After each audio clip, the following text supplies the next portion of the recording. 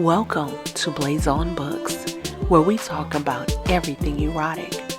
I'm your host, Bernetta, and today's author interview is with Liv Arnold. She's from Australia, so let's show her some love, y'all. Hi, can you hear me? Hi, can you hear me? I can hear you now, yeah. Oh, cool. Cool. Yeah, it just turned off, so I thought I'll just sign back in. Oh, that's no problem. Yes, it sounds better now. Much better. Yeah. Oh, cool. How are you? I'm fine, thank you. Welcome to Blazon Books podcast. Thank My you. name is Thanks so much for Bernetta, having me. and it's a pleasure to have you. Nice to meet you. Thanks so much for having me. No problem. So you can go ahead and introduce yourself and just tell us a little bit about Olivia.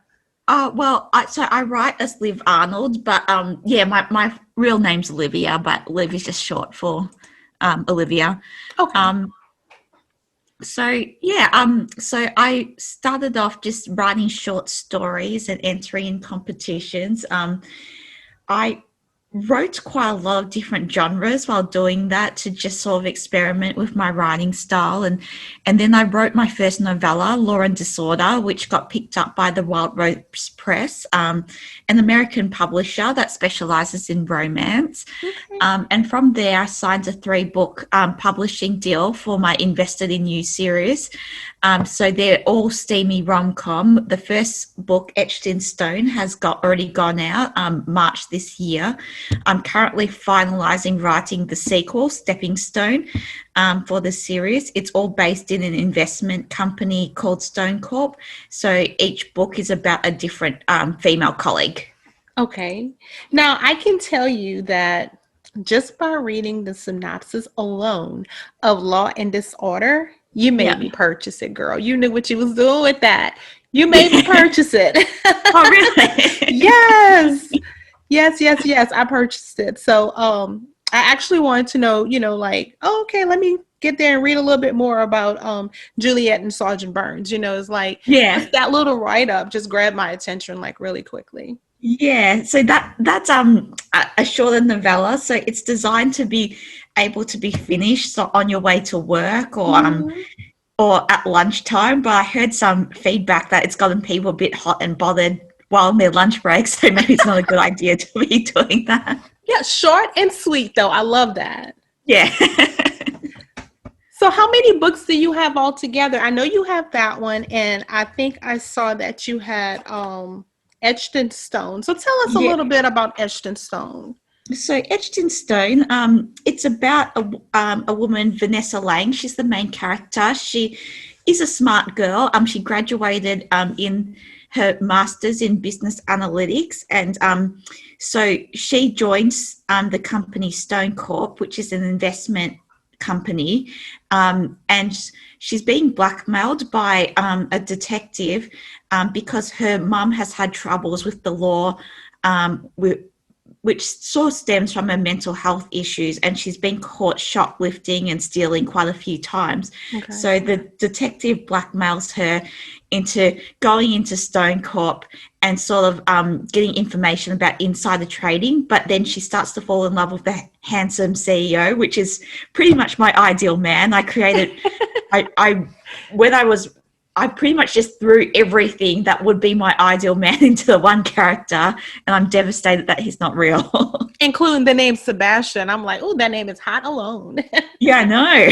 Yes. I know, even the name, and my looks-wise, when I was thinking about writing him, I was thinking of Matt Bomer, which looks-wise, he is my ideal man as well. Of course. Yeah. Now, the Sebastian, I think, was her neighbor or something. Is that right? No, that was in Law and Disorder. So okay. Jesse Burns and Juliet Jackson, they were neighbors. Okay. But with with Sebastian and Vanessa, they're more strictly CEO-employee type relationship. Okay, so it's like the billionaire type trope as well. Okay. Now, Law and Disorder, I just purchased it today, so I didn't get a chance to read it yet, but I am. Like I said, I just did. But yeah, so when I realized that it was her neighbor, I was like, wait, so he's a lawyer as well? No, he's a police officer. A police So officer. she's a lawyer, and they've come head to head quite a few times in the courtroom, and Okay. that sort of stems the whole enemies to lovers type trope. So why they don't get along, and he's also had a neighborhood house party, which infuriated her. So when she called the police on him, she realized that he was the cop. So that's what it started, their whole enemies to lovers type Wow. relationship. Okay. Which one of your books were most enjoyable to write? Etched in Stone or Law and Disorder? Um, I well, they're both different in different ways because Law and Disorder was a shorter type read, and pretty much it was just a fun romp while writing it. So it's quite naughty. There's like puns and stuff like that involved. It's a big roller coaster ride from when they were enemies to start pretty much have all that passion within them. So it was quite a fun ride. While with Etched in Stone, it wasn't. It is more of a novel length, so there was a bit more time to develop that relationship from start to finish with how they first met. So they first met when she accidentally walks in on Sebastian in the change room, but she accidentally goes into the wrong change room, so she goes into the men. So they first meet having nothing to do with work, and then she only realizes that he's the CEO on her first day at work. Wow. Yeah. Okay, wow, that's awesome. So yeah, that'll be kind of weird. Like, hey, I'm here now for my first day on the job, and I already saw you half naked. Yeah. Yeah, so it's a lot of awkward encounters, and also with that, I tend to embrace romance books. Like, I know people think that romance books can be a bit cheesy and they might look down on the genre, but I fully embrace the romance genre. I love putting in like innuendos and different puns and wordplay, and there's a lot of that in this book as well. Okay. Okay, now I know you say you have another book coming out, Stepping Stone, right? Yes, yeah. Okay, and that is going to be, I guess, a little bit along the same lines. Like, I kind of like the way you had, the police officer and, I mean, the detective and the lawyer, and then the worker and, the boss. Like, so is it something like that again, where we can see someone like that's kind of like the boss or in a superior way? Not as much, no. So it's based on her female colleague Jenna. So she's been separated from her husband for about a year. So it's about that second chance romance, but it also has that financial crime elements for the main story. So while she's single, she sort of realizes that she might be bisexual because she starts getting a bit attracted to this new woman at work. But at the same time, there's a whole different subplot where there was this software that she's primarily responsible to work on. So it's a software that predicts trends in the stock markets, and she realizes someone's tampering in with the system that's recommending the wrong solutions for the stock market, if that makes any sense. So it's a bit nerdy in that way. And so she has to figure out who's tampering with the system, and she sort of tries to look into different colleagues for who it could possibly be. But at the same time, there's that dual point of view between her and her ex-husband, who suffers from PTSD, and for them to sort of make their way back to each other. Oh, wow. Okay. So there's quite a bit going on in that story. Yes. Okay. So we have the PTSD, and she's just trying to get a second chance at romance. So yeah. Okay. Yeah, and I did have I think every time I do write, I do have my character inspirations. Like, I have those celebrities that I think of in my head. And with Stepping Stone, I was picturing Alicia Keys as Jenna, and Vin Diesel as her ex-husband. Oh, nice. Yeah, and with my first book, with Etched in Stone, I was picturing, as I said before, Matt Bomer, Sebastian Stone, and I was picturing that girl from Smallville, Kristen Kreuk. I'm probably pronouncing her surname wrong, but that's who I was picturing as Vanessa. Okay, I can see that setup as well. Yeah. Okay.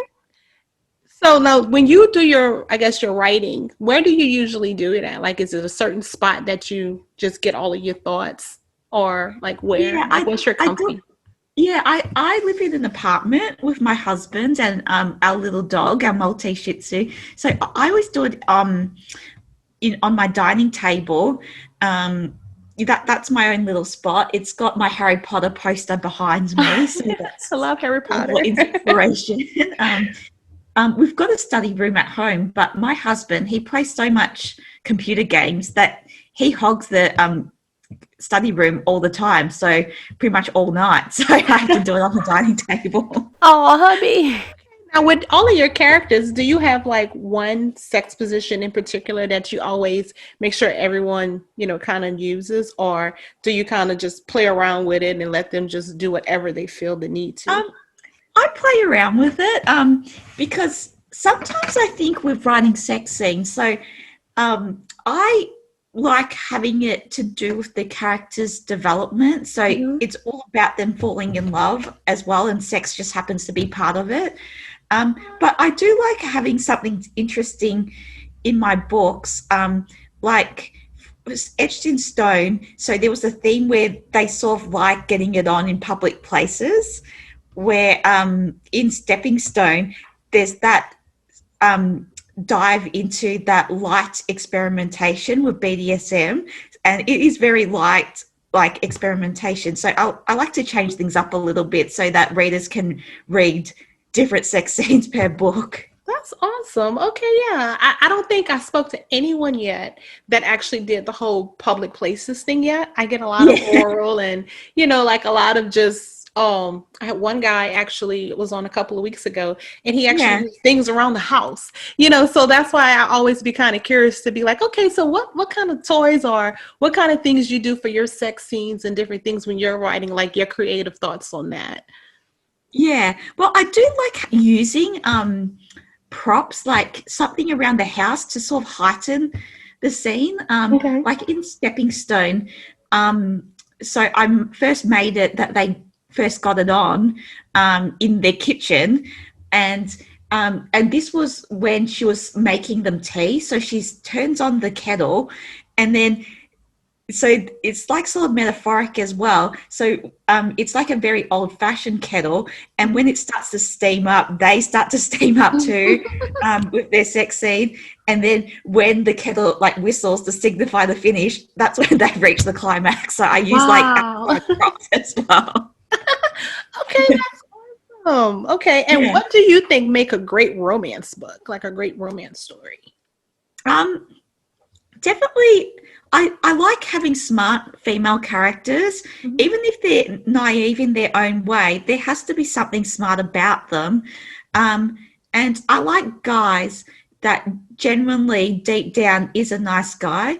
I'm not a huge fan of the whole bully romance thing. I think female readers deserve someone nice, but of course, everyone has their own fantasy, so I can see why maybe the bullying romance might appeal to some people. Okay.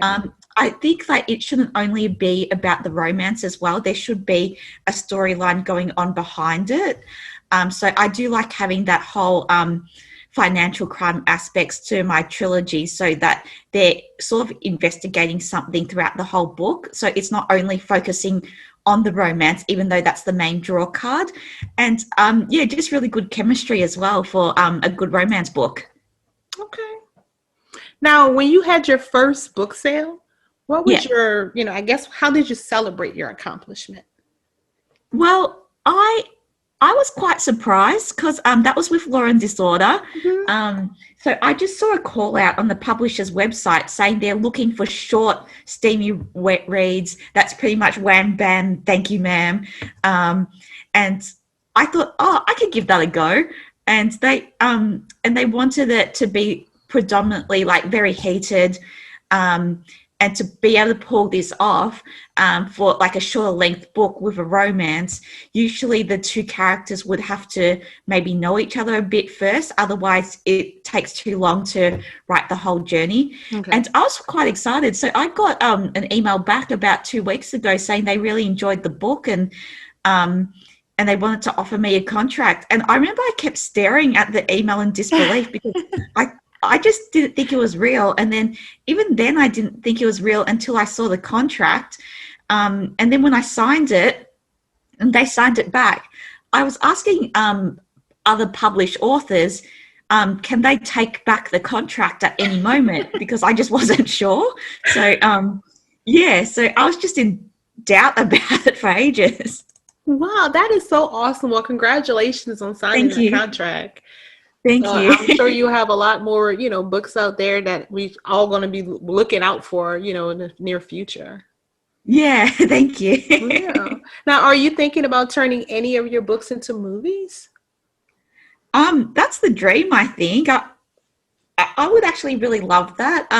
I'm currently drafting a young adult fantasy romance, and the way I'm writing it is very quite visual.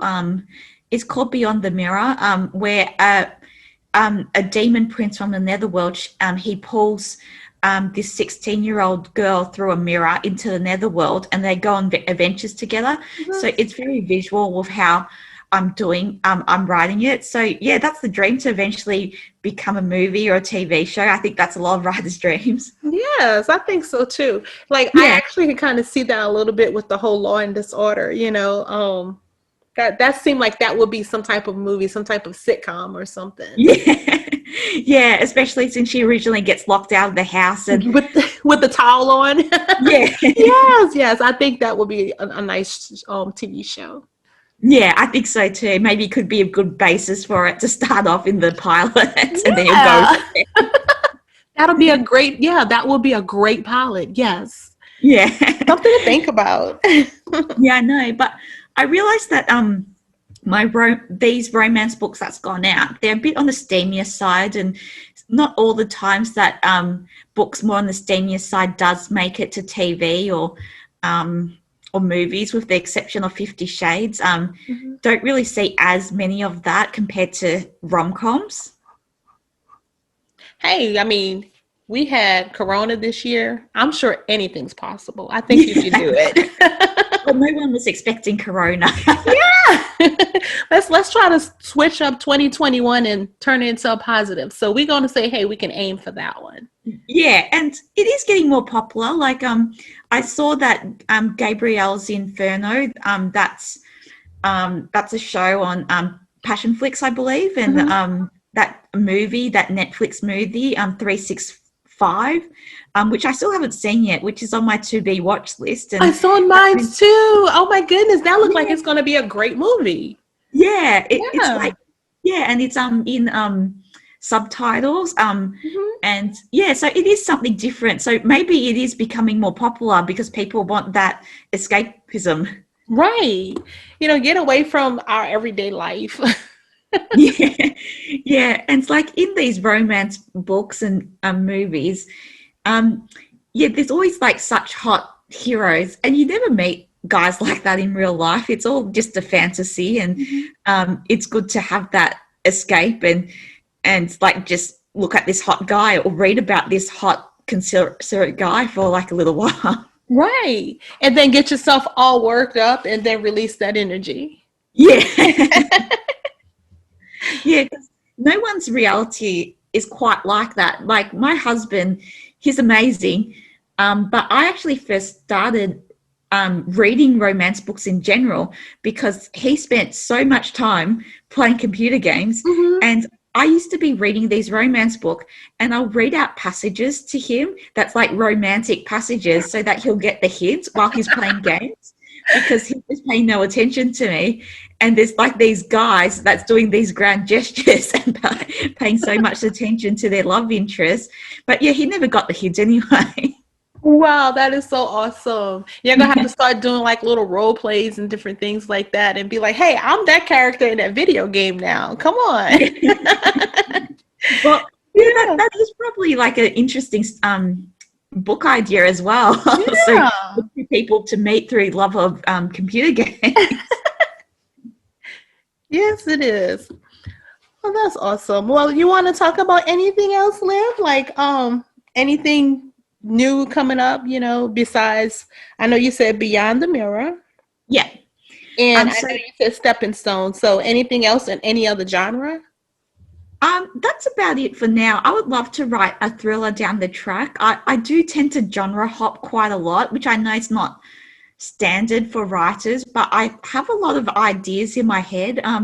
There's another book that I'm drafting. I haven't thought of a title yet, but it's a young adult's contemporary about a guy in high school. His vision, he's blind through an accident, and he falls in love with a girl based on her scent and her voice initially, just from when they get the same train together, and then she's the new girl at school, and they form a relationship from there.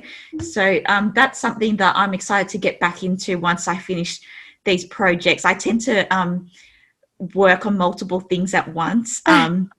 And I get distracted easily. But once I finish finalising Stepping Stone and that gets sent off to my publisher, I'm looking forward to getting back into this story. I've written about 30,000 words already for this young adult book, so I'm excited to be finishing that again. Okay.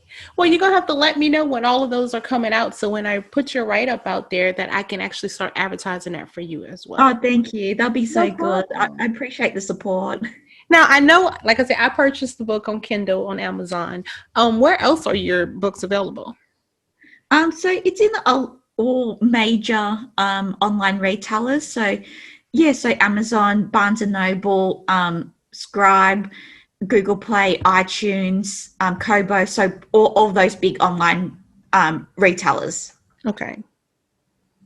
Okay, and the only two you have out there right now will be Law and Disorder and Etched in Stone. Yeah, right. they're out at the moment.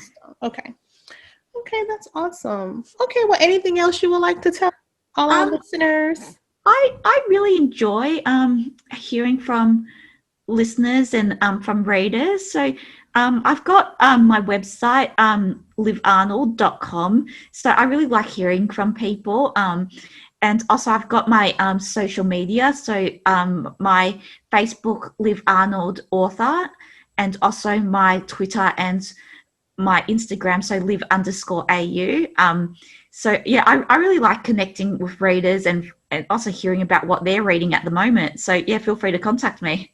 Okay, and do you do anything on Instagram or Twitter or anything like that?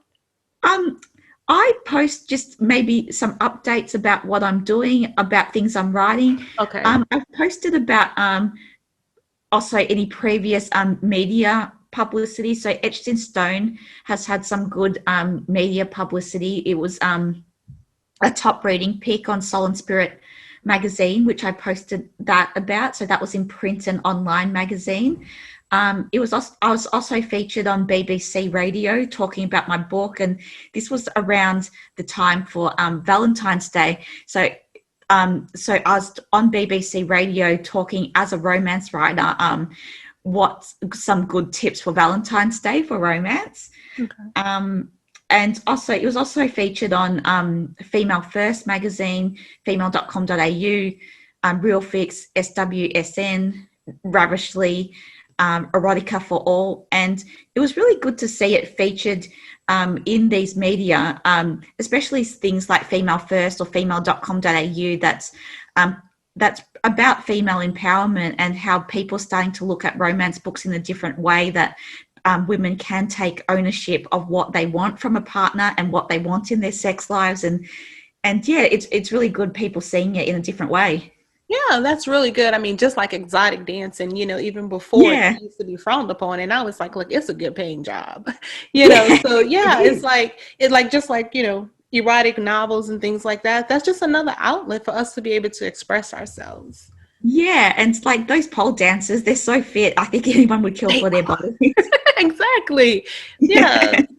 I would love to take a class. Yeah, and I've been seeing more articles lately about how people that shame women for reading romance books, it's just another form of slut shaming, because people should be more accepting that women does have their own needs and they want to have their own take control of their lives and their sex lives as well. Right.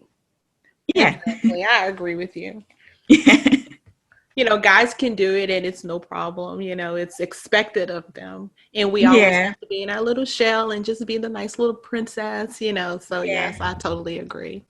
Yeah, like people just aren't used to women just having that sort of interest. So it's good for women to have that outlet as well, and to read about it. Totally agree. Okay.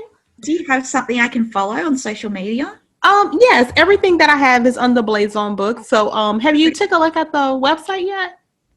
Yeah, I had a quick look, yeah. Okay, yeah. Well, all of it is on there as well, and I'll also send it to you. But it's blazonbooks.com, and on Facebook it's Blazon Books, and Instagram is actually Blazon_books. So Oh, so you can catch me there. oh, cool. Have Just you be been sure doing to this a just lot? add me, and I'll add you as well. Okay, cool. Okay. Cool. All Thank right. you so much for having me. It's been a really good podcast.